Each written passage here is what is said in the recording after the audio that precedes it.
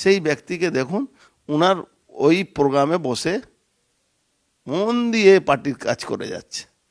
একটা পার্টির নিজেরই পার্টির লোককে উনি একটা বাংলা পক্ষ নাম দিয়ে গার্গা চ্যাটার্জিকে বসিয়ে রেখেছেন। আবার নিজেই উনি মঞ্চে বসে আছেন, উনি বক্তব্য দিচ্ছেন, উনি বাংলা ভালো কথা বলে যাচ্ছেন। আবার এমন একটা মানে ভাষাগত ডিস্টারবেন্স করার একটা টেরোরিস্টকে উনি নিজে মঞ্চের সামনে বসিয়ে রেখেছেন।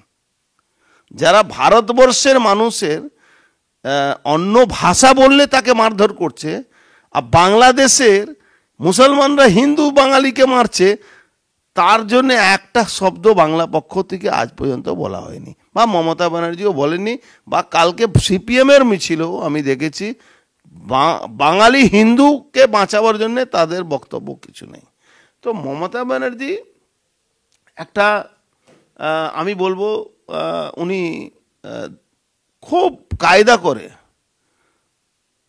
করে ওই মানুষকে ভুল বুঝাবার চেষ্টা করে যাচ্ছেন। কিন্তু আমার যেটা রাজনৈতিক জীবনে অতদিন ধরে যে রাজনৈতিক জীবন আছে, আমি মনে করছি বাংলার বাঙালি হিন্দু এবার কিন্তু মমতা ব্যানার্জি যে স্টেপ, যে চাল, যে মানুষকে বোকা বানানো, অনেকটা বুঝতে পেরেছে।